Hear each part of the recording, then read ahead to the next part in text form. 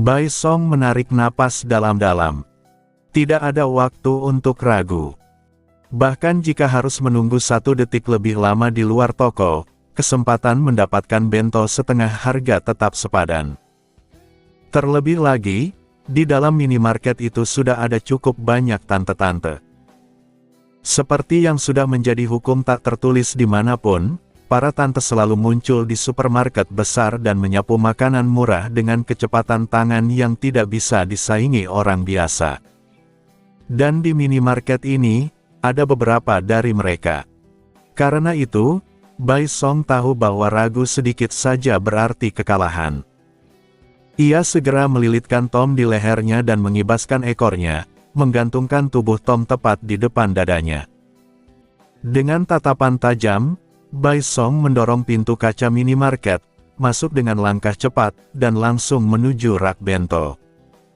Kasir baru saja menyapa ketika Bai Song sudah mengambil keranjang belanja dan berbelok ke arah bento dengan kecepatan yang membuat kasir terdiam sejenak. Jaraknya memang tidak jauh, tetapi saat Bai Song mempercepat langkah lalu mengerem, entah mengapa lantai terasa sangat licin. Ia meluncur hampir 1 meter sebelum akhirnya berhenti, seolah-olah lantai itu baru saja dipoles ulang. Begitu berhenti, Bai Song sama sekali tidak menyembunyikan tujuannya. Ia langsung menerjang area bento, didorong oleh semangat Tom. Setelah melirik cepat dan memastikan label setengah harga sudah terpasang, ia segera mulai memilih. Apapun yang terlihat murah dan menggugah selera langsung dimasukkan ke dalam keranjang. Namun sebelum ia sempat mengambil lebih banyak, salah satu tante di sampingnya bersuara keras, memberitahu bahwa bento sedang diberi label diskon. Mendengar itu, hati Bai Song langsung tenggelam. Tak lama kemudian, para paman dan tante langsung menyerbu. Setiap kali kasir menempelkan 1 label, 1 bento langsung raib. Posisi Bai Song sangat tidak menguntungkan karena ia berada di bagian luar, sehingga mudah terdorong keluar. Dalam urusan berburu diskon, kekuatan tempurnya jelas kalah jauh dibanding para tante. Ia menunduk melihat keranjangnya. 6 kotak bento sudah ada di dalam. Bai Song ragu sejenak. Berhenti sekarang masih berarti untung, tetapi keuntungannya terasa terlalu kecil. Perasaan melihat orang lain mendapatkan lebih banyak justru terasa lebih menyiksa. Pada saat itulah Tom tampaknya menyadari keengganan Bai Song untuk menyerah. Ia menepuk bahu Bai Song, lalu menunjuk ke bento-bento di dekat kasir yang belum diberi label. Setelah itu, Tom menunjuk kasir, berpura-pura mengambil selembar kertas dari udara, lalu menempelkannya ke sebuah bento. Ia menoleh kembali ke Bai Song. Setelah sandiwara itu selesai, Tom memasukkan kembali bento ke keranjang dan kembali berjoget seperti pita. Bai Song langsung memahami maksudnya. Setelah ragu selama 0,114514 detik, ia dengan tegas berjalan ke sisi kiri kasir. Di bawah tatapan kasir yang sedikit terkejut, Bai Song mulai mengambil bento yang belum diberi label. Karena tidak ada persaingan di area ini, ia dengan cepat mengambil sekitar 10 kotak, semuanya dengan nilai yang bagus dan sebagian besar tahan lebih lama. Melihat keranjang yang mulai terasa berat, Bai Song memutuskan untuk berhenti. Ia membawa keranjang ke kasir yang sedang menempelkan label dan dengan nada tegas berkata agar label diskon dipasang pada bento-bento tersebut. Kasir sempat terdiam, jelas terkejut oleh tindakan Bai Song, tetapi akhirnya menerima dan mulai menempelkan label satu persatu. Di bawah tatapan tajam para paman dan tante, Bai Song merasa sangat canggung. Namun demi menghemat uang, sedikit rasa malu bukanlah masalah.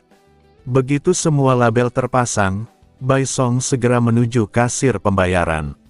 Ia merasa jika bertahan lebih lama di sana, ia bisa menghitung ubin lantai dengan jari kakinya karena gugup. Setelah membayar dan keluar dari minimarket sambil membawa kantong plastik, Bai Song merasakan kelegaan luar biasa. 21 kotak bento setengah harga dengan total pengeluaran 4.000 yen, rata-rata kurang dari 200 yen per kotak. Sebuah kemenangan besar yang epik. Memikirkannya, Bai Song merasa pengorbanan harga dirinya benar-benar sepadan. Meskipun waktu masih cukup awal, ia memutuskan untuk langsung pulang. Setelah satu pertempuran malam itu, kecil kemungkinan peserta Holy Grail War lain akan bergerak. Malam ini kemungkinan besar akan tenang. Terlebih lagi, setelah pengalaman mengerikan meluncur di jalan pegunungan dan terjun bebas dari langit bersama Tom, Bai Song hanya ingin beristirahat. Dorongan Tom untuk segera pulang dan makan malam juga memainkan peran besar dalam keputusan itu. Sekitar 20 menit kemudian, Bai Song kembali ke sekitar rumah dengan tenang bersama Tom. Setelah memastikan tidak ada orang di sekitar, ia masuk ke halaman dengan diam-diam.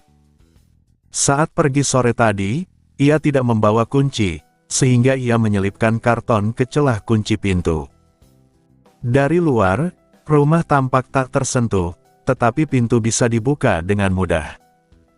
Begitu masuk ke ruang tamu, Bai Song langsung melepaskan Tom dari lehernya dan meletakkannya di lantai. Ia menyerahkan satu kotak bento pada Tom dan mengambil satu untuk dirinya sendiri. Tom duduk bersila, memegang kotak dengan tangan kiri dan sumpit di tangan kanan, lalu langsung makan. Bai Song pun bersiap menikmati makanannya. Namun tepat saat itu, sebuah bunyi tidak menyenangkan bergema di dalam kepalanya. Itu adalah suara notifikasi dari panel antarmukanya. Ia langsung berdiri dan memanggil panel antarmuka. Sebuah layar melayang muncul di depannya. Di sisi kiri, tombol pemanggilan yang sebelumnya berwarna abu-abu kini kembali menyala. Melihat itu, Bai Song langsung waspada. Ia tahu persis apa artinya. Ia akhirnya bisa melakukan ritual pemanggilan sekali lagi. Bai Song menatap tombol pemanggilan yang kini menyala kembali dengan perasaan sangat bersemangat. Sejujurnya, sejak memanggil Tom, tombol tersebut berubah menjadi abu-abu tanpa indikasi apapun mengenai pemulihan atau progres. Bai Song sempat mengira bahwa ia hanya bisa memanggil satu servant saja. Meskipun keberadaan Tom sudah cukup untuk menjamin keselamatannya, Bai Song tentu menginginkan lebih banyak kekuatan tempur. Kini, dengan tombol pemanggilan yang kembali aktif, hatinya dipenuhi kegembiraan, bahkan mulai membayangkan servant seperti apa yang akan ia panggil selanjutnya.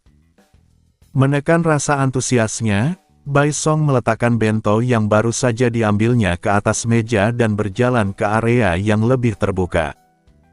Ia bersiap untuk melakukan ritual pemanggilan keduanya. Seperti sebelumnya, ketika Bai Song menekan tombol pemanggilan, sebuah lingkaran sihir berwarna merah darah langsung muncul di lantai dan mulai bekerja secara otomatis. Sepanjang proses tersebut, Bai Song tidak perlu melakukan apapun selain menekan tombol. Pola-pola rumit di dalam lingkaran pemanggilan mulai memancarkan cahaya biru samar yang perlahan semakin terang. Akhirnya, setelah semburan cahaya putih yang menyilaukan, proses pemanggilan pun selesai. Tom, jangan lihat ke sini. Bai Song sudah belajar dari pengalaman sebelumnya. Ia belum sempat menutup mata saat pemanggilan pertama, sehingga cahaya terang sempat membuatnya silau. Kali ini, ia menutupi matanya terlebih dahulu.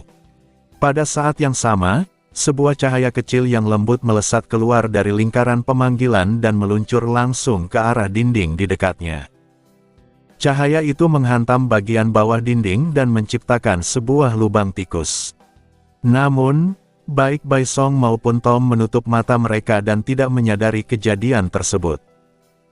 Ketika cahaya terang itu perlahan menghilang, Bai Song membuka matanya dengan penuh harapan dan menatap ke arah lingkaran pemanggilan, ingin melihat servant apa yang berhasil ia panggil kali ini.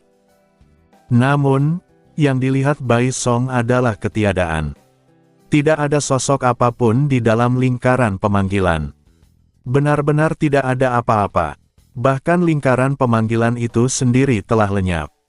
Senyum Bai Song membeku saat ia menatap lokasi tempat lingkaran pemanggilan tadi berada. Dengan kebingungan, ia kembali membuka panel antarmukanya. Sama seperti saat ia memanggil Tom, tombol pemanggilan di sisi kiri panel telah berubah menjadi abu-abu. Artinya, dari sudut pandang sistem, pemanggilan telah berhasil diselesaikan. "Di mana servantku?" Bai Song berteriak ke arah lantai kosong di depannya.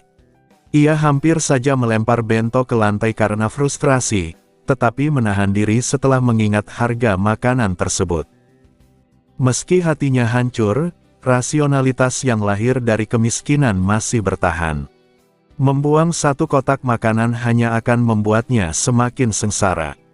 Bai Song menatap ruang kosong itu sekali lagi, lalu melihat panelnya dengan ekspresi sedih dan marah. Ia bergumam, mempertanyakan apakah panel tersebut bisa gagal berfungsi. Ia tidak pernah membayangkan bahwa pemanggilan servant bisa berakhir dengan kegagalan, apalagi bergantung pada keberuntungan. Melihat ekspresi Bai Song yang putus asa, Tom yang sedang makan mengangkat pandangannya sejenak. Ia tidak tahu apa yang sedang terjadi, tetapi setelah memastikan bahwa dirinya tidak terlibat dalam masalah tersebut, ia kembali melanjutkan makan dengan sumpitnya. Jika tidak berdampak langsung padanya, Tom memilih untuk bersikap acuh. Kondisi mental Bai Song hampir meledak. Ia mengira dirinya akan segera mendapatkan servant kedua, tetapi yang ia dapatkan hanyalah kehampaan. Ia menekan tombol pemanggilan yang telah mengabu-abu dengan harapan terakhir, tetapi tidak terjadi apapun. Bai Song akhirnya mati rasa dan kembali duduk di samping meja, mengambil bentonya sekali lagi. Ia meyakinkan dirinya untuk makan dengan tenang seperti biasa. Dengan sumpit di tangan, ia mulai makan kembali, merasa seolah-olah mampu menghabiskan 3 mangkuk besar sekaligus. Di sudut rumah yang tidak disadari oleh Bai Song dan Tom, sebuah lubang tikus telah muncul. Lubang tersebut tidak tampak seperti lubang biasa yang digerogoti hewan pengerat, melainkan berbentuk setengah lingkaran sempurna, seolah-olah dibuat dengan sengaja. Keanehannya tidak berhenti di situ. Di dalam lubang tersebut terdapat sebuah ruangan miniatur yang menyerupai kamar tidur manusia dalam versi kecil. Ruangan itu dilengkapi dengan tempat tidur, lemari pakaian, meja, kursi santai, dan kursi goyang, lengkap seperti kamar sungguhan meskipun berukuran sangat kecil.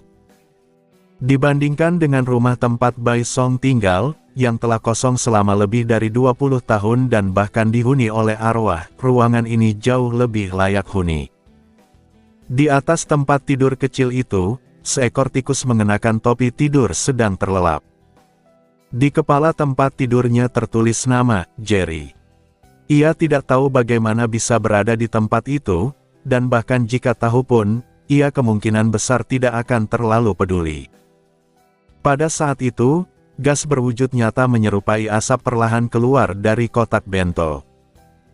Gas tersebut bergerak dengan tujuan jelas, masuk ke dalam kamar Jerry dan menuju tempat tidurnya. Ujung gas itu berubah menyerupai tangan dan dengan lembut menyentuh hidung Jerry. Aroma makanan membuat Jerry mengeluarkan air liur dalam tidurnya. Tangan beraroma itu kemudian menjepit hidung Jerry dan mulai mengangkat tubuhnya perlahan. Jerry pun melayang mengikuti gas tersebut. Saat mencapai ketinggian tertentu, Jerry ditarik menuju pintu lubang tikus. Namun, karena ia terangkat terlalu tinggi sebelumnya, kepalanya langsung membentur ambang pintu saat mendekati pintu keluar. Benturan itu membangunkan Jerry seketika. Pegangan tak kasat mata pun terlepas, membuat Jerry terjatuh ke lantai sambil mengadu kesakitan. Ketika membuka matanya, Jerry melihat lengan beraroma yang melayang di depannya. Gas itu menunjuk ke suatu arah sebelum akhirnya menghilang sepenuhnya. Mengikuti arah yang ditunjukkan, Jerry melihat sebuah kantong besar berisi makanan. Seketika, matanya berbinar penuh kegembiraan. Namun, pada saat berikutnya, Jerry menyadari bahwa ada sesuatu yang terasa tidak beres dengan rumah tersebut. Tempat itu tidak lagi terasa seperti tempat tinggalnya sendiri, dan hal itu membuatnya sedikit cemas. Akan tetapi, kecemasan itu langsung sirna ketika ia melihat seekor kucing sedang duduk di samping makanan dan asyik menyantapnya. Jerry bahkan tidak perlu melihat lebih dekat. Hanya dari warna bulunya saja, ia sudah yakin bahwa itu pasti Tom. Selama Tom ada di sana, tidak ada alasan untuk panik. Pandangan Jerry kemudian kembali tertuju pada kantong makanan. Ruangan itu cukup gelap, hanya diterangi oleh cahaya senter yang redup di ruang tamu yang luas. Jerry mengangguk kecil dan dengan cepat menyusun rencana aksinya. Dalam kondisi pencahayaan yang minim seperti ini, tubuh kecilnya jelas memiliki keuntungan besar untuk mendekat secara diam-diam dan mengambil makanan dengan mudah. Menatap kantong plastik di kejauhan, Jerry menyeringai. Rencana ini sangat memungkinkan untuk dilakukan.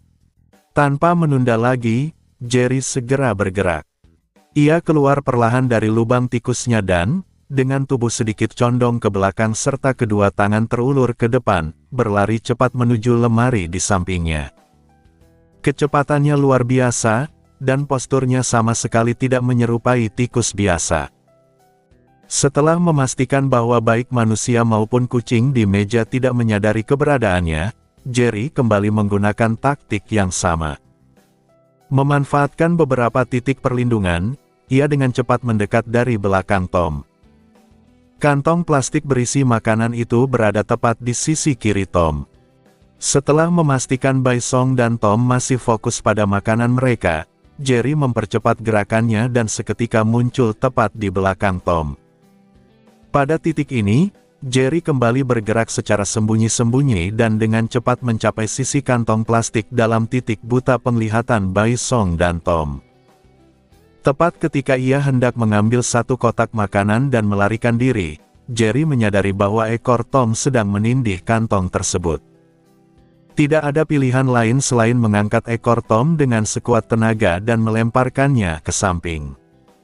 Sebagaimana diketahui, seekor kucing dan ekornya seolah merupakan dua entitas yang terpisah. Bagi Tom, selama ekornya tidak terluka, diseret atau dipindahkan tidak akan mengganggunya. Namun, ketika Jerry melempar ekor itu ke samping, ujung ekor tersebut tanpa sengaja menyentuh pegangan kantong plastik dan menimbulkan suara kecil. Meski suara itu tidak terlalu keras, dalam suasana yang sunyi, bunyi tersebut cukup untuk menarik perhatian. Mendengar suara itu, gerakan Jerry langsung terhenti. Pada saat yang sama, Bai Song dan Tom menoleh ke arah kantong plastik dan melihat seekor tikus dengan senyum canggung di wajahnya. Menyadari bahwa dirinya telah ketahuan, Jerry langsung melompat turun dari kantong plastik tanpa ragu dan memilih untuk melarikan diri. Bai Song dan Tom sama-sama terdiam di tempat. Tom terkejut karena ia tidak menyangka akan bertemu Jerry di sini. Sekitar 1 detik kemudian, Bai Song akhirnya bereaksi dan dengan cepat memperingatkan Tom bahwa ada seekor tikus. Mendengar itu, Tom dengan santai meletakkan kotak makanannya dan, dengan ekspresi tidak senang, segera mengejar Jerry dengan berlari menggunakan keempat kakinya. Ia ingin menangkap tikus yang telah mengganggu waktu makannya secepat mungkin. Sambil melihat Tom mengejar tikus tersebut, Bai Song mulai berpikir. Rumah ini telah kosong setidaknya selama 20 tahun. Menurut penjelasan Tom, satu-satunya penghuni rumah hanyalah arwah. Sulit dipercaya bahwa tikus bisa bertahan hidup di tempat tanpa makanan seperti ini. Kecuali, tikus itu baru saja datang belum lama ini. Jika tidak, mustahil ia bisa hidup di sini. Memikirkan hal tersebut, Bai Song tiba-tiba merasa bahwa tikus yang tadi terlihat agak familiar. Sementara itu, pengejaran Tom semakin intens. Tikus tersebut berlari menuju lubang tikus, tetapi kecepatannya jauh lebih lambat dibandingkan Tom. Akibatnya, Tom tiba di sekitar lubang tikus terlebih dahulu. Berdiri di samping lubang itu, Tom menyeringai licik dan menggunakan jarinya untuk menarik bagian dinding, menciptakan celah selebar beberapa puluh sentimeter. Jerry, yang tidak menyadari hal ini, terus berlari menuju rumahnya. Namun, karena kecepatannya terlalu tinggi, ia menghantam dinding halus itu dengan kepala lebih dulu dan terpental sekitar 10 cm ke belakang. Setelah menggelengkan kepala dan terhuyung-huyung beberapa kali, Jerry akhirnya terduduk di lantai dengan tanda bintang-bintang emas berputar di sekeliling kepalanya, menandakan pusing. Tom tertawa keras dan mengulurkan tangan, menangkap Jerry yang jatuh tepat ke telapak tangannya. Sambil tertawa terbahak-bahak dan menjulurkan lidah seperti anjing, Tom membawa Jerry dengan satu tangan dan berlari menuju pintu keluar, bersiap untuk membuangnya keluar rumah.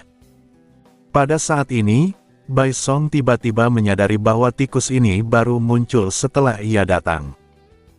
Mengingat senyum canggung tikus itu saat berdiri tegak sebelumnya, ia mulai mencurigai bahwa tikus tersebut adalah Jerry. Terlebih lagi, tikus ini muncul tepat setelah ritual pemanggilan dilakukan. Bai Song mulai bertanya-tanya apakah target pemanggilan itu bukanlah sesuatu yang besar, melainkan sesuatu yang kecil yang tidak ia sadari. Setelah menyadari semuanya, Bai Song buru-buru berteriak agar Tom berhenti. Namun, semuanya sudah terlambat. Tom yang sudah memegang Jerry telah berjalan cepat ke pintu depan, membukanya, dan melemparkan Jerry ke udara.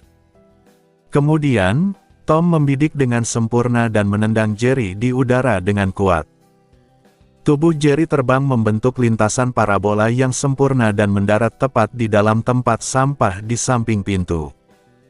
Tingkat akurasi ini bahkan bisa membuat tim sepak bola nasional tercengang. Puas dengan hasilnya, Tom bertepuk tangan dan kembali masuk ke dalam rumah sambil menutup pintu. Baru pada saat itu ia samar-samar teringat bahwa Bai Song sempat memanggilnya, lalu segera kembali ke tempat Bai Song berada. Melihat Tom telah membuang tikus itu dan kembali dengan ekspresi bangga seolah menunggu pujian, Bai Song menepuk dahinya sendiri, menyadari kecerobohannya. Ia mengacak kepala Tom dengan lesu dan memberikan pujian seadanya. Bai Song tidak bisa menyalahkan Tom karena menangkap tikus terlalu cepat. Jika sampai menurunkan tingkat kesukaan Tom, ia merasa dirinya bisa meledak di tempat. Kini, satu-satunya yang bisa dilakukan hanyalah menunggu apakah tikus yang mungkin bernama Jerry itu akan kembali dan melanjutkan aksinya. Di luar rumah, Jerry dengan susah payah memanjat dari dasar tempat sampah hingga ke tepinya. Ia menopang kepalanya dengan siku kiri, sementara jari tangan lainnya mengetuk tempat sampah dengan pola tertentu. Dengan tatapan penuh tekad, ia menatap ke arah rumah. Misi pengintaian dan pencarian makanan pertamanya telah gagal. Di dalam sebuah villa di kota Fuyuki, suara pertempuran yang intens terus bergema tanpa henti. Teriakan seperti ledakan, pukulan, dan penyebutan Nobel Pantasem terdengar silih berganti, diikuti oleh seruan kemenangan. Seorang pria berambut pirang tertawa puas sambil menopang dahinya dengan satu tangan. Ia memuji kemampuannya sendiri dalam bermain game, merasa bahwa belum ada siapapun yang mampu menandingi tingkat keahliannya. Ia bahkan menyebut nama Sakura dengan nada penuh kemenangan. Di sampingnya, seorang gadis kecil berambut hitam dengan ekspresi datar meletakkan controller setelah karakternya dikalahkan di layar. Ia menoleh ke arah pria pirang itu dengan perasaan kesal. Baginya, perbedaan kemampuan memang nyata, tetapi sikap pria itu sangat menjengkelkan. Sudah setahun berlalu sejak pria pirang itu mengklaim telah dipanggil olehnya. Dalam kurun waktu singkat tersebut, Sakura menyaksikan perubahan besar pada dirinya. Dari sosok raja yang angkuh, berubah menjadi idiot yang percaya diri, dan akhirnya menjadi seorang otaku yang bangga dengan dirinya sendiri. Perubahan itu terjadi begitu cepat hingga dalam ingatan Sakura, masa di mana ia benar-benar terlihat seperti seorang raja bahkan tidak bertahan sebulan penuh. Kini, Sakura semakin meragukan klaim pria itu sebagai seorang raja. Ia bertanya-tanya apakah Raja Otaku benar-benar bisa ada di dunia ini. Kekhawatiran terhadap kondisi mental pria itu pun mulai muncul. Jika dulu ia sempat mengagumi atau mengidolakan sosok tersebut, perasaannya sekarang lebih sering dipenuhi rasa kecewa. Pada awalnya, pria pirang itu sering membicarakan sesuatu yang disebut perang cawan suci. Namun setahun telah berlalu tanpa tanda-tanda perang tersebut. Alih-alih bertarung, ia justru mengurung diri dan tenggelam dalam dunia otaku, menghabiskan hari-harinya bermain game dan hampir tidak pernah keluar rumah. Hingga akhirnya, istilah perang cawan suci hampir terlupakan oleh Sakura. Saat pria pirang itu masih merayakan kemenangannya atas seorang anak kecil, langit di luar tiba-tiba berubah menjadi merah tua, disertai kilatan petir merah di kejauhan. Begitu melihat langit tersebut, pria pirang itu langsung menyadari bahwa perang cawan suci telah dimulai. Ia merasa tertarik dan menganggap bahwa pertempuran pertama akhirnya akan terjadi.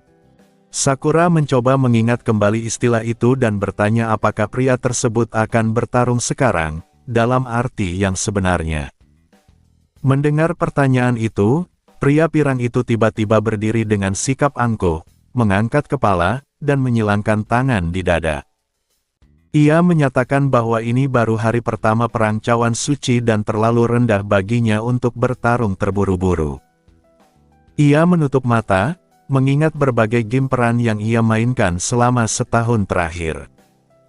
Menurutnya, seorang raja sejati seharusnya seperti bos terakhir dalam game, menunggu dengan sabar hingga sang pahlawan datang. Sakura mencondongkan kepala dan menunggu kelanjutannya. Pria itu lalu menyimpulkan bahwa seorang raja seharusnya menunggu secara pasif hingga ajalnya tiba. Di tempat lain, Iris dan Merlin baru saja keluar dari sebuah pusat permainan. Langit telah sepenuhnya gelap. Iris mondar-mandir di depan pintu arcade dengan wajah cemas, menyadari bahwa perang cawan suci pasti sudah dimulai. Ia merasa bersalah karena setelah tiba di Jepang dari Jerman, ia bahkan belum mengunjungi Kastil Einben yang seharusnya menjadi markas mereka, melainkan justru asyik bermain game balap.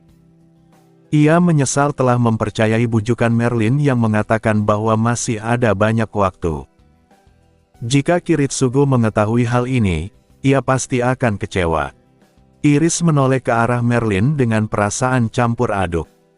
Merlin meminta maaf dengan sikap santai, meskipun sebenarnya tidak merasa menyesal sama sekali dan justru merasa terhibur oleh situasi tersebut. Menyadari suasana menjadi agak canggung, ia segera mengalihkan pembicaraan dengan menyebutkan bahwa Kiritsugu telah tiba di Fuyuki beberapa jam yang lalu. Ketika Iris bertanya tentang keberadaan Kiritsugu, Merlin ragu bagaimana menjelaskannya. Ia teringat penglihatannya tentang Kiritsugu dan Maya yang sedang berciuman. Akhirnya, ia mengangkat kedua tangan seperti melakukan pose yoga, lalu menyatukannya di depan dada sambil mengatakan bahwa keadaan Kiritsugu dipenuhi kedamaian dan kebahagiaan. Iris mengernyitkan dahi, mencoba memahami maksud perkataan tersebut, namun Merlin hanya menjawab bahwa ia akan mengerti dengan sendirinya ketika waktunya tiba. Pandangan Merlin tertuju pada cahaya hijau yang berputar di atas kepala Iris. Sebelum Iris sempat berpikir lebih jauh, perhatiannya tertarik oleh siaran berita di layar toko elektronik terdekat. Berita tersebut melaporkan kebocoran gas di jalur pipa bawah tanah di dekat gerbang Akademi Homurahara, yang menyebabkan ledakan besar. Jalanan mengalami kerusakan parah, tetapi tidak ada korban jiwa, dan api telah berhasil dikendalikan. Iris bertanya apakah pertempuran antar servant telah dimulai. Merlin mengonfirmasi bahwa pertempuran itu sudah dimulai hampir 1 jam yang lalu, tetapi ia tidak ingin mengganggu Iris yang sedang menikmati permainannya. Sementara itu, Jerry masih berusaha mencari jalan untuk kembali masuk ke rumah. Sejak dilempar keluar oleh Tom, ia terus mengelilingi rumah, namun semua jendela terkunci rapat.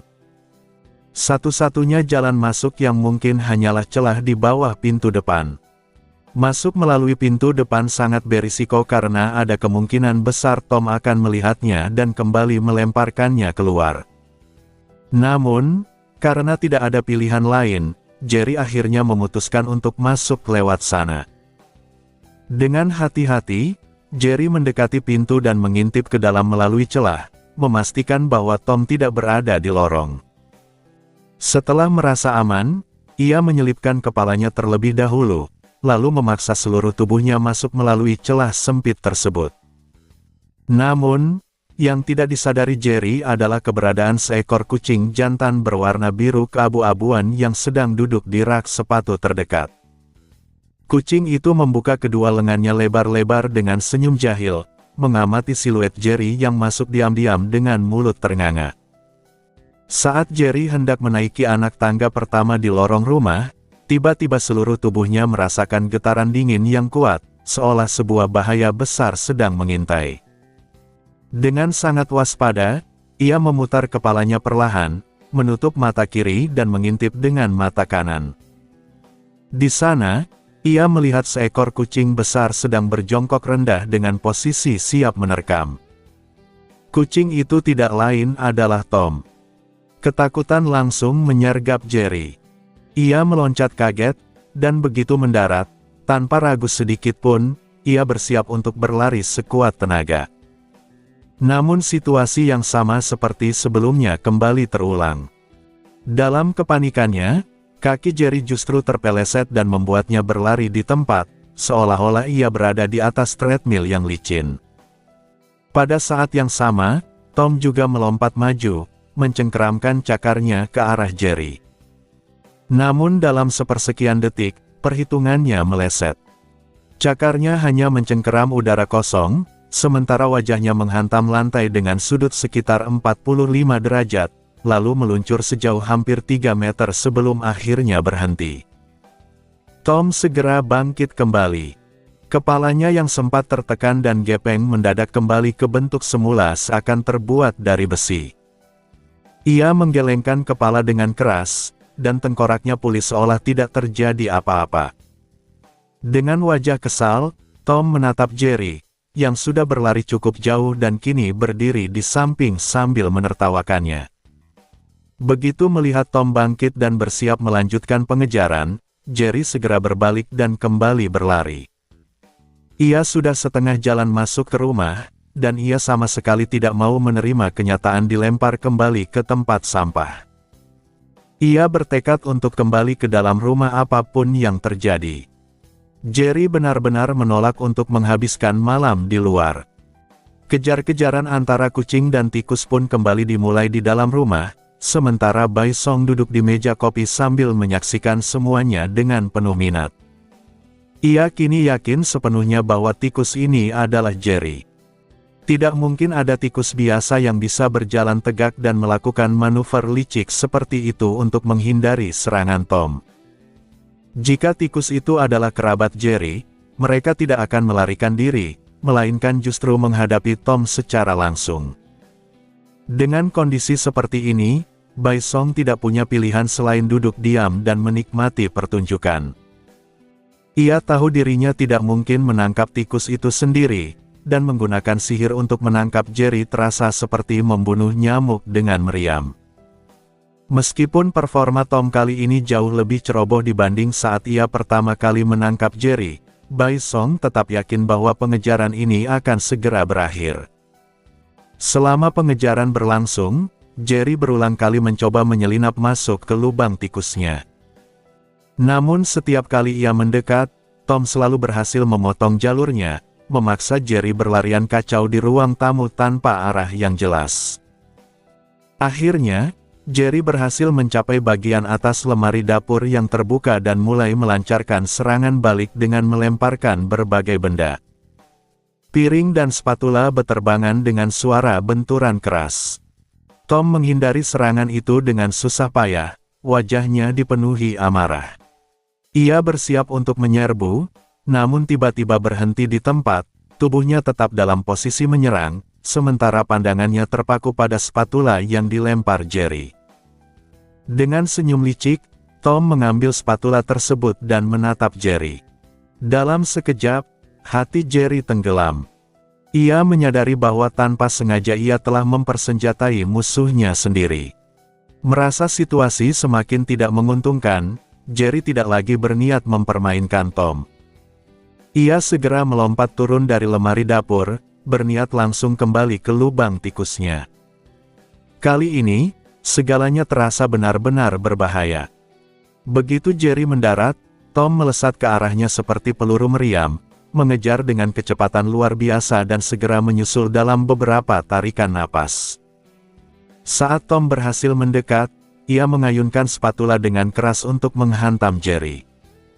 Namun berbeda dari sebelumnya, Jerry tidak berlari membabi buta. Ia terus memperhatikan pergerakan Tom di belakangnya. Begitu melihat spatula diayunkan, Jerry langsung meloncat tinggi ke udara, melompat lebih dari 30 cm, dan dengan sempurna menghindari serangan tersebut. Serangan pertama gagal, membuat Tom mengerutkan kening. Ia lalu melancarkan serangan kedua, ketiga, keempat, hingga kelima secara beruntun. Namun semua ayunan itu meleset tanpa sedikit pun mengenai sasaran.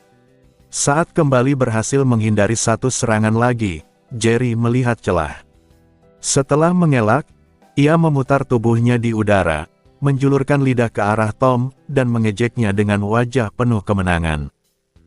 Melihat tingkah Jerry, mata Tom berbinar. Ia tidak mungkin menyia-nyiakan kesempatan langka ini. Memanfaatkan momen ketika Jerry melayang di udara lebih lama karena mengejek, Tom mengumpulkan tenaga pada spatula di tangan kanannya, lalu mengayunkannya ke samping dengan kekuatan penuh. Hantaman itu mengenai sasaran. Jerry memegangi pantatnya sambil melayang di udara, menjerit kesakitan. Tubuhnya terlempar jauh dan akhirnya menghantam sudut dinding dengan keras, lalu jatuh berlutut dengan kepala menempel ke lantai, kedua tangannya mencengkeram pantatnya yang nyeri. Dari sudut pandang Tom dan Bai Song, pantat Jerry tampak memerah dan berkilau terang. Jika ada orang yang tidak tahu apa-apa melihatnya, mereka mungkin mengira sebuah alarm asap telah berubah menjadi tikus. Tom tertawa terbahak-bahak dengan lidah terjulur, tangan kirinya menopang dahi saat ia menyaksikan Jerry terlempar sempurna ke sudut ruangan. Ia tidak berniat berhenti di situ. Ia memilih melanjutkan serangan beruntun. Begitu mendekat ke sudut dinding, Tom kembali mengayunkan spatula. Jerry yang masih memegangi pantatnya melihat Tom menyerang lagi dan langsung panik. Ia melepaskan tangannya dan meloncat ke udara, nyaris lolos dari serangan tersebut. Namun Tom belum selesai. Setelah menyelesaikan ayunan, ia melihat Jerry melayang tepat di depannya. Tanpa ragu, Tom melempar spatula itu, merentangkan kedua tangannya, dan dengan mudah menangkap Jerry di udara. Sambil tertawa jahat, Tom mendekatkan wajahnya ke Jerry dan menyeringai lebar, menyatakan kekuasaannya. Tawa menyeramkan pun kembali terdengar. Melihat wajah Tom yang besar dan mengerikan di depan matanya, wajah kecil Jerry langsung pucat. Ia tahu bahwa kali ini ia benar-benar membuat kesalahan besar.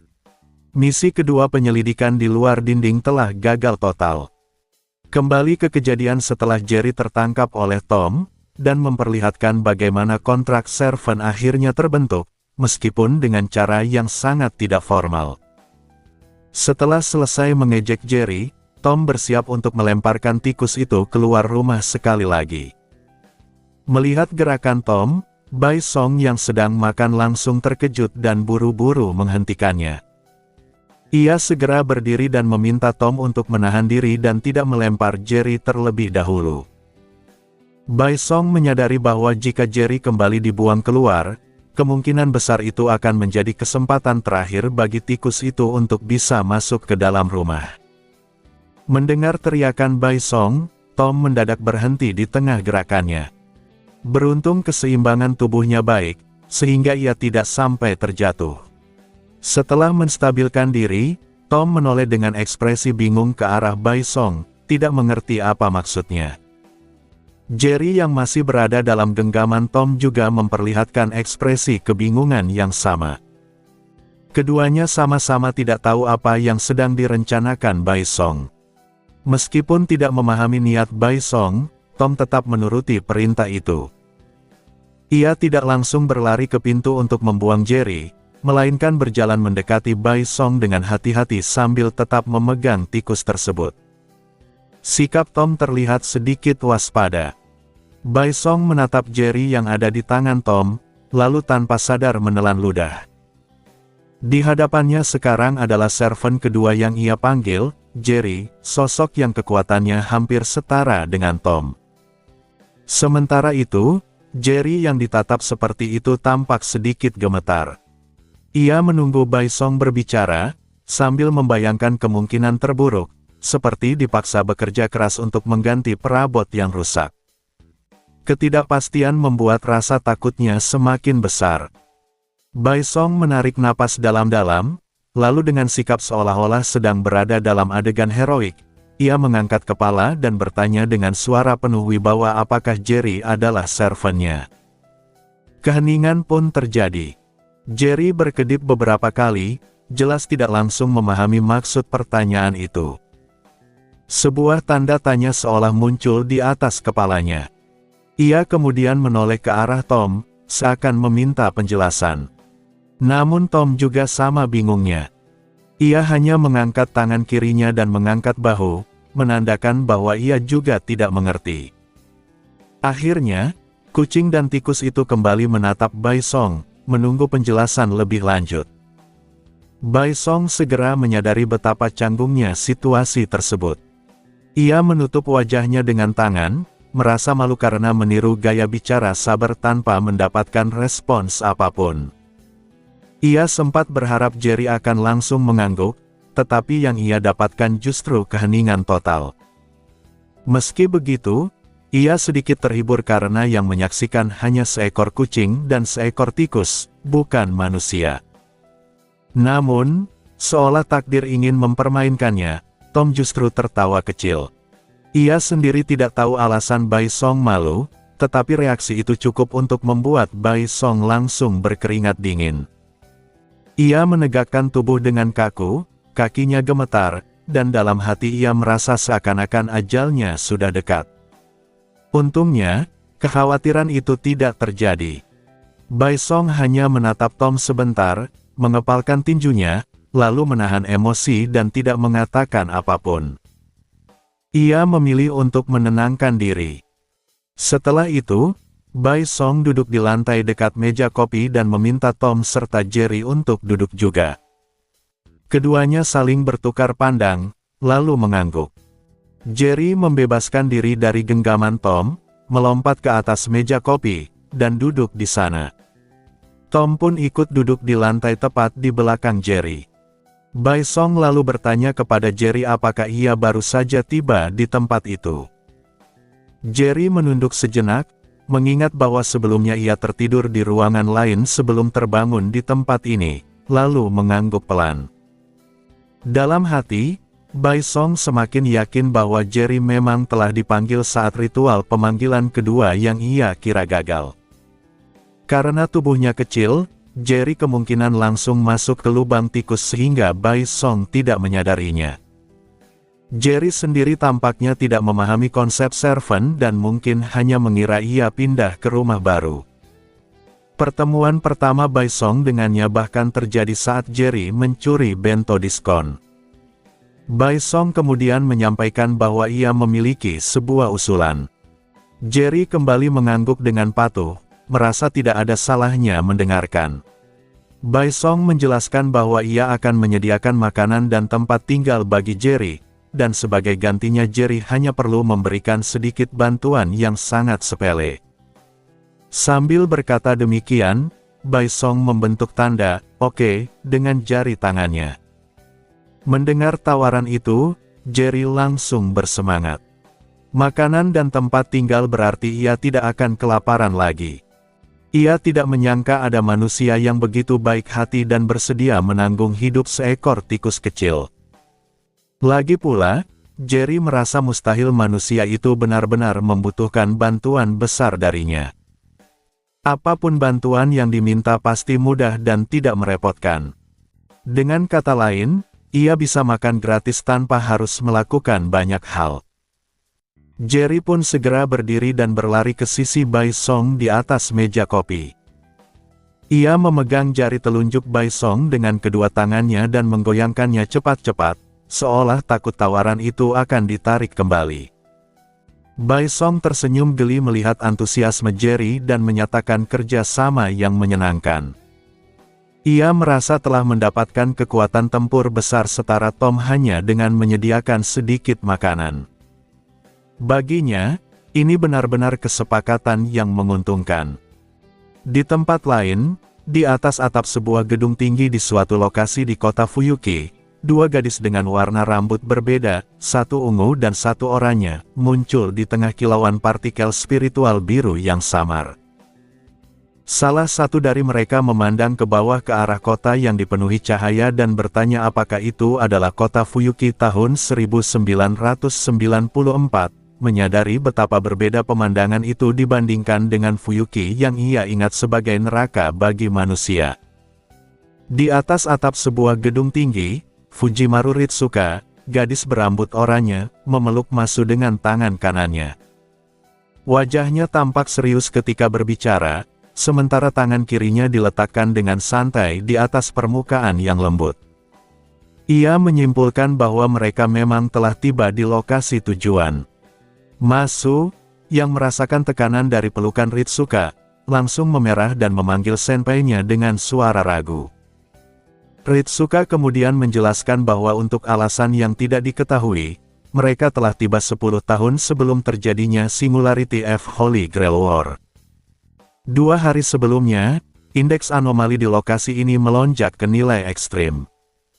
Misi pertama mereka adalah menyelidiki situasi saat ini.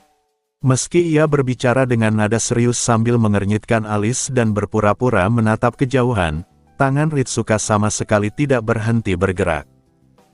Perlahan, penampilan Fujimaru Ritsuka mulai berubah menjadi versi chibi. Melihat perubahan ini, Masu menelan ludah. Ia tahu betul bahwa setiap kali Ritsuka memasuki kondisi chibi tersebut, kepribadiannya akan menjadi sangat buruk, tidak hanya sembrono, tetapi juga sangat terobsesi dengan pengeluaran uang. Singkatnya, kondisi mental Ritsuka saat itu sangat sulit dipahami. Ketika Ritsuka mulai bertindak semakin tidak pantas, Masu akhirnya memberanikan diri untuk menghentikannya dan menyatakan bahwa tingkah laku itu aneh. Namun Ritsuka menenangkannya, mengatakan bahwa tempat mereka cukup tinggi sehingga tidak ada yang akan melihat, dan koneksi komunikasi seharusnya sudah terputus, sehingga tidak akan ada masalah. Masu sempat tergoda oleh ucapan tersebut, tetapi masih berusaha menahan diri. Tepat pada saat itu, sebuah suara terdengar dari samping mereka. Sebuah tirai cahaya muncul, dan seorang pria berambut kuncir kuda yang mengenakan jas putih muncul di hadapan mereka. Ia menyatakan bahwa sebenarnya koneksi masih tersambung. Melihat kemunculan pria yang disebut sebagai dokter itu, aura aneh Fujimaru Ritsuka langsung menghilang. Keinginannya seakan lenyap seketika. Ia kembali ke sikap chibi yang biasa dan mendorong Masu menjauh, seolah-olah tidak ada apapun yang terjadi sebelumnya.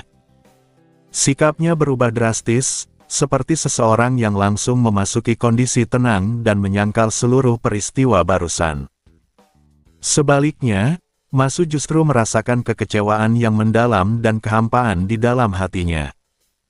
Dokter tersebut kemudian menjelaskan situasi dengan serius, memilih mengabaikan kejadian sebelumnya. Ia menegaskan bahwa tempat ini bukan kelanjutan maupun pendahulu Singularity F. Meskipun secara waktu seharusnya sekitar 10 tahun sebelum Singularity F, lokasi yang mereka masuki ternyata berada di tahun 2012. Masu, yang telah merapikan diri dan mengenakan kacamatanya, mengungkapkan kebingungan karena deteksi sebelum keberangkatan menunjukkan tahun 1994. Dokter menjelaskan bahwa kondisi tersebut telah berubah setelah mereka tiba. Titik waktu bergeser ke 2012, dan nilai fondasi kemanusiaan berubah dari C menjadi tanda tanya yang tidak dapat diidentifikasi. Misi mereka kini adalah menyelidiki penyebab perubahan tersebut dan melakukan koreksi yang diperlukan. Mendengar tahun 2012, Fujimaru Ritsuka teringat berbagai film kiamat yang pernah ia tonton. Dengan santai, ia menyebut ramalan kehancuran dunia versi kalender Maya. Dokter belum sempat menanggapi sepenuhnya ketika citranya mendadak membeku, menandakan gangguan komunikasi. Beberapa saat kemudian, sambungan dengan Chaldea benar-benar terputus. Setelah komunikasi terhenti, Fujimaru Ritsuka berkomentar bahwa kini tidak ada lagi yang akan mengganggu mereka. Ia kembali mengulurkan tangannya ke arah Masu dengan niat yang jelas. Masu yang panik segera mundur selangkah, wajahnya kembali memerah. Namun saat mundur, Masu melihat seseorang yang sangat familiar berdiri di sebuah jembatan di bawah. Ia segera menghentikan Ritsuka dan menunjuk ke arah bawah. Fujimaru Ritsuka pun menghentikan gerakannya dan mengarahkan pandangannya ke arah yang ditunjuk. Di sana berdiri seorang pria berambut putih mengenakan pakaian santai, memberikan salam ala Prancis ke arah mereka berdua. Fujimaru Ritsuka menyipitkan mata dan bertanya-tanya siapa pria tersebut. Pada saat yang sama, Fou, makhluk yang datang bersama mereka ke Singularity ini, langsung bereaksi keras. Ia melompat ke pagar di tepi gedung, memperlihatkan taringnya ke arah pria berambut putih itu, seolah-olah menghadapi musuh bebuyutannya. Masu dengan cepat menangkap Fou dan menariknya kembali karena khawatir. Melihat reaksi Fou, Fujimaru Ritsuka bersikap seolah-olah sedang menganalisis dengan serius. Ia menyimpulkan bahwa berdasarkan reaksi Fou, identitas pria itu sudah jelas. Masu yang menatap wajah pria tersebut dengan saksama langsung berseru bahwa itu adalah Merlin. Ia merasa sangat senang, karena dengan adanya Merlin, mereka bisa mengetahui situasi Singularity ini dengan lebih jelas. Fujimaru Ritsuka sempat merasa kesal karena Masu lebih dulu mengucapkannya, sehingga kesimpulan dramatis yang ingin ia sampaikan menjadi tidak berarti. Namun ia tidak memperpanjangnya dan hanya mengatakan bahwa mereka harus turun. Fujimaru Ritsuka lalu melingkarkan tangannya di leher Masu, dan Masu pun mengangkatnya dengan gaya gendong putri. Dengan Fou bertengger di bahunya, Masu melompat turun dari atap gedung sambil membawa Fujimaru Ritsuka, menuju pertemuan dengan sosok yang menjadi sumber kekacauan dan kejahatan yang baru saja tiba.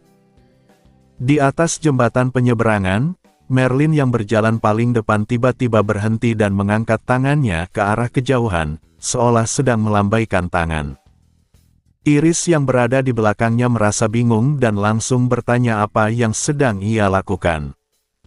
Merlin menghentikan gerakan melambainya dan berbalik, menjawab dengan nada santai bahwa ia hanya sedang menyapa.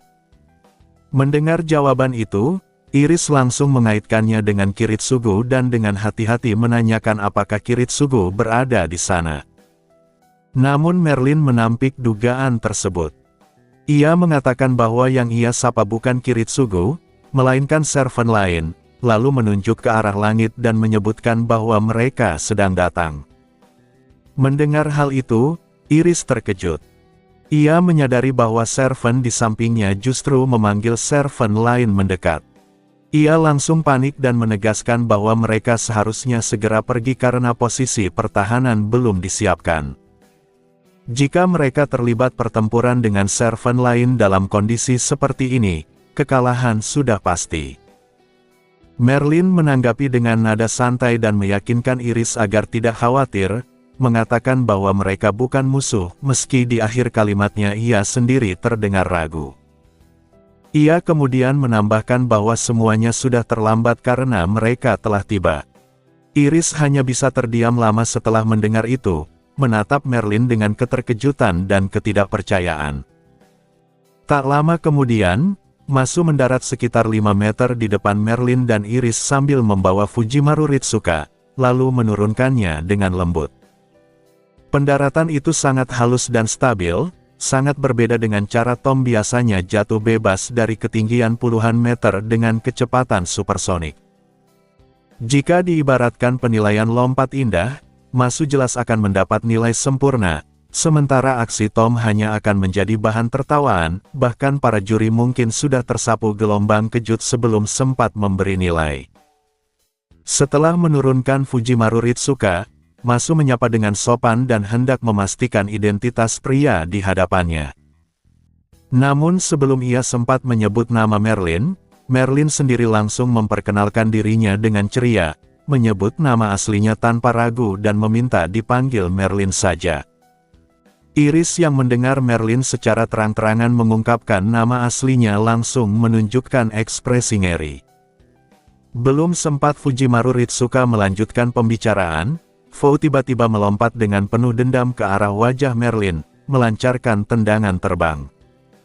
Merlin yang sudah waspada karena pengalaman sebelumnya segera mengulurkan tangan untuk menahan Fou dengan tenang. Namun Fou justru menembus tangannya dan kembali mendaratkan serangan tepat di pipi kiri Merlin. Merlin pun terpental sambil mengeluarkan suara kesakitan.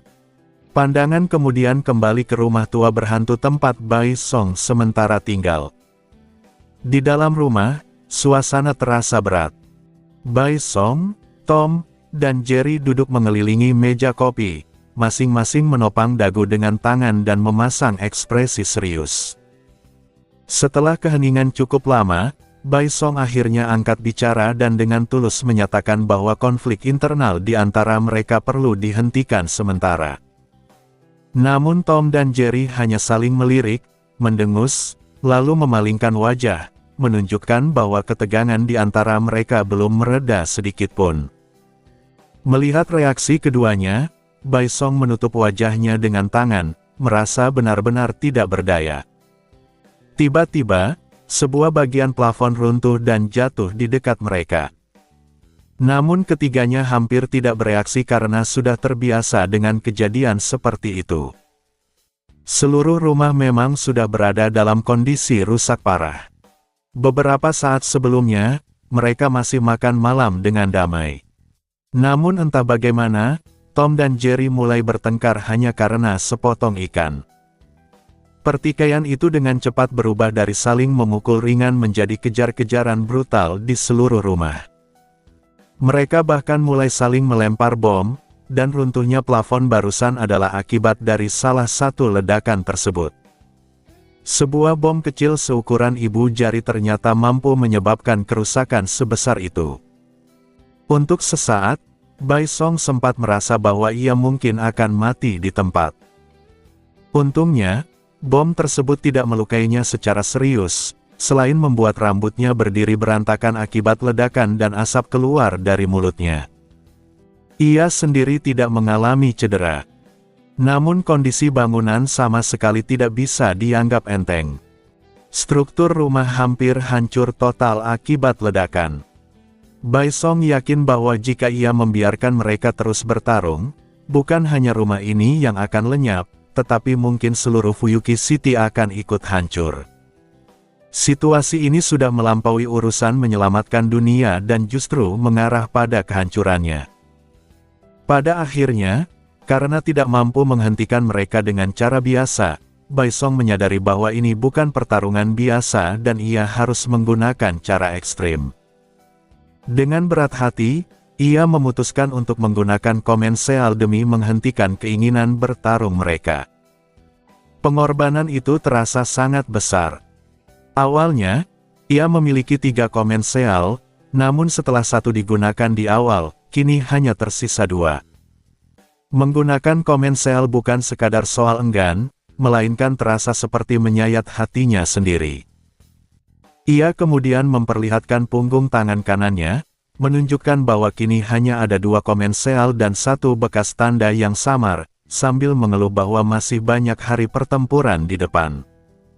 Mendengar itu, Tom berbalik dengan ekspresi meremehkan, seolah menganggap hal tersebut bukan masalah besar. Ia lalu mengambil sebuah pena merah dari belakang tubuhnya, berdiri, berjalan ke samping Bai Song, dan dengan tenang mulai menggambar ulang tanda samar tersebut. Dalam waktu kurang dari 1 detik, sebuah Commensal baru muncul di punggung tangan Bai Song. Bai Song terkejut dan hampir melontarkan komentar sinis bahwa komen Sel bukan tato biasa yang bisa dibuat hanya dengan menggambar. Namun sebelum kata-kata itu keluar, ia mendengar sebuah suara di dalam benaknya. Ketika membuka panel statusnya, ia mendapati bahwa jumlah komen Sel yang tadinya hanya 2 kini kembali menjadi 3. Ia hanya bisa terdiam, diliputi keterkejutan. Saat Bai Song melihat dengan jelas 3 komen Sel yang kembali muncul di panel statusnya, pupil matanya tanpa sadar mengecil. Ia menoleh dan melirik Tom yang berdiri dengan ekspresi santai, lalu kembali menatap punggung tangan kanannya. Setelah menarik napas dalam-dalam, Bai Song dengan ragu menyentuh komen Sel ketiga yang baru saja digambar Tom. Rasanya lembab, bahkan warnanya sedikit luntur hanya dengan satu sentuhan. Bai Song tidak bisa menahan keraguannya, apakah ini benar-benar bisa disebut sebagai sihir. Jika 3 keluarga bangsawan yang menciptakan sistem komen Sel mengetahui hal ini, mereka mungkin akan berjongkok di sudut sambil menangis. Mantra yang mereka teliti dengan susah payah telah diperbaiki, Tom hanya dalam waktu kurang dari 1 detik, dan bahkan bukan dengan metode sihir yang pantas. Ia hanya menggambarnya menggunakan pena cat air, dan komen Sel itu benar-benar pulih. Bai Song menatap Tom dengan perasaan campur aduk dan akhirnya menghela napas. Ia menyadari bahwa dirinya terlalu terikat pada cara berpikir konvensional. Jika dipikir ulang, justru masuk akal jika Tom bisa melakukan hal seperti ini. Sementara itu, Tom yang awalnya hendak kembali duduk dan menatap Jerry, tiba-tiba mendengar pujian dari majikannya. Bulu di seluruh tubuhnya langsung berdiri. Ia merasakan ada sesuatu yang tidak beres. Tom mulai panik. Ia menduga mungkin Bai Song memperhatikan bahwa tato-nya sempat rusak saat bertarung dengan Jerry dan kemudian digambar ulang menggunakan pena dengan warna serupa. Namun apakah itu pantas dipuji? Bagi Tom, jika sesuatu terasa tidak wajar, berarti ada bahaya besar di baliknya. Saat Bai Song mulai berkata, "Tom, kemarilah," Tom langsung bereaksi seolah mendengar panggilan dewa kematian. Ia berlari secepat mungkin, takut jika terlambat sedikit saja, nasib buruk akan langsung menimpanya. Melihat Tom kabur, Bai Song terkejut dan langsung meraih ke arahnya. Beruntung, setiap kali Tom panik dan melarikan diri, ia selalu terpeleset di tempat selama sesaat. Hal itulah yang memungkinkan Bai Song, seorang manusia biasa, menangkapnya. Dalam urusan ini, bukan kekuatan yang menentukan, melainkan mental. Bai Song berhasil mencengkeram tengkuk Tom, memegang nasibnya dengan 1 tangan. Namun Tom tidak berubah menjadi kucing yang pasrah seperti biasanya. Justru ia meronta lebih keras. Di sisi lain, Jerry yang melihat pemandangan ini berhenti berpura-pura marah. Ia bersandar santai di meja kopi sambil menikmati pertunjukan dengan penuh kepuasan. Melihat Tom berada di posisi kalah membuat Jerry merasa sangat puas. Melihat Tom masih meronta, Bai Song akhirnya berkata dengan bingung agar ia berhenti, menjelaskan bahwa ia hanya ingin Tom membantunya menggambar beberapa garis lagi untuk percobaan. Mendengar itu, Tom mendadak berhenti meronta. Namun hanya kurang dari 1 detik kemudian, ia kembali bergerak sebentar, seolah masih belum memahami maksud Bai Song. Setelah itu, barulah ia benar-benar mengerti dan akhirnya tenang. Bai Song menghela napas lega dan perlahan meletakkan Tom kembali ke lantai. Tom mendarat dengan tenang, kedua tangannya terkulai di depan, memasang ekspresi kosong seolah tidak terjadi apa-apa.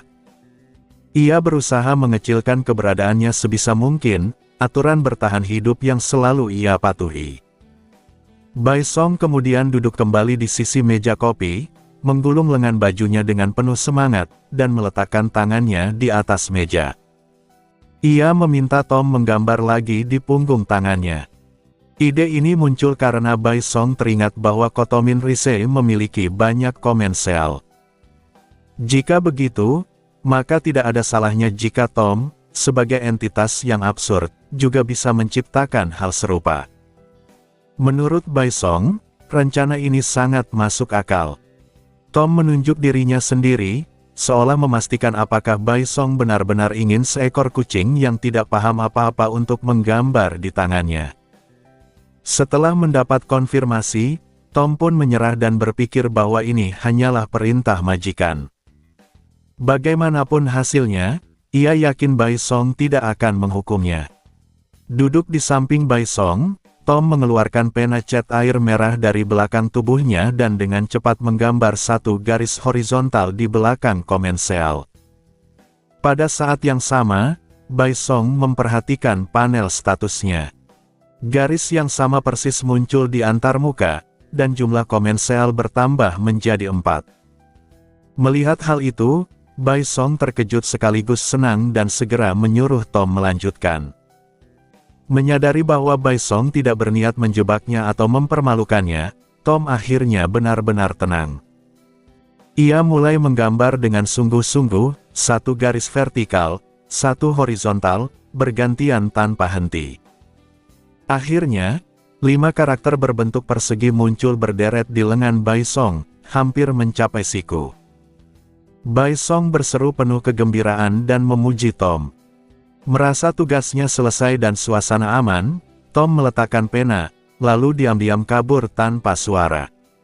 Bai Song masih menatap panel statusnya. Melihat jumlah komensel mencapai 28, ia merasakan kepuasan yang luar biasa. Jumlah itu bahkan melampaui total komensel gabungan 6 master lainnya. Ia menyadari bahwa prinsip lamanya, menghemat komensel dan hanya menggunakannya di saat genting, ternyata hanyalah pemikiran naif orang biasa. Namun ketika Bai Song menutup panel dan melihat langsung ke pergelangan tangannya, ia terdiam membeku. Ia menghitung simbol-simbol itu dan menyadari bahwa semuanya adalah karakter Zheng. 5 karakter Zheng terukir jelas di lengannya. Untuk penggambaran 5 karakter garis ini, Mimin langsung saja memperlihatkannya di video. Dengan panik, Bai Song memanggil Tom, namun tidak menemukan bayangan kucing itu sama sekali. Tom telah menghilang tanpa jejak. Hati Bai Song langsung tenggelam. Ia menyadari satu hal dengan pasti, tangannya kini adalah sesuatu yang sama sekali tidak boleh diperlihatkan kepada siapapun. Merlin tergeletak di tanah sambil mengusap pipi kirinya yang jelas tercetak bekas tapak kaki. Ia tampak sangat sedih dan meratapi nasibnya. Semua itu terjadi karena Fou, makhluk yang dulu ia ambil sendiri, kini kembali muncul dan langsung melampiaskan kebencian yang tampaknya telah terpendam selama ratusan tahun. Merlin mengingat bahwa dahulu ia menendang Fou keluar dari menara demi kebaikan, agar tidak harus terus mengurung diri bersama Fou. Menara itu tidak terlalu tinggi, hanya sekitar 20 lantai, tetapi karena Fou ditendang mundur ke masa 4 atau 500 tahun lalu, ia terjebak dalam siklus jatuh tanpa akhir selama ratusan tahun.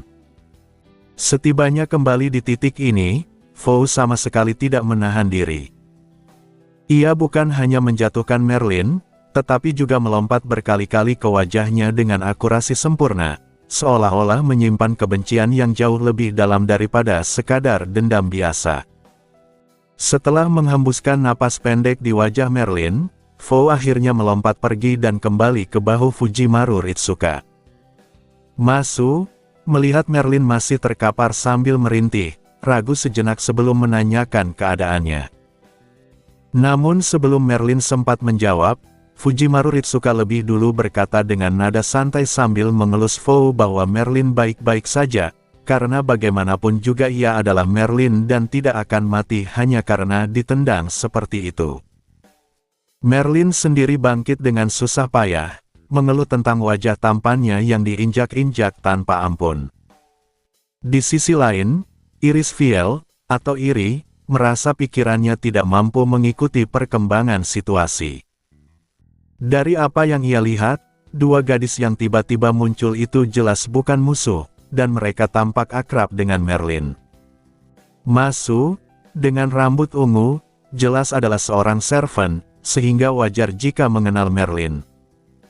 Namun yang membuat Iri bingung adalah Fujimaru Ritsuka, gadis berambut oranye dengan 3 komensel di tangan kanannya, yang jelas merupakan seorang master.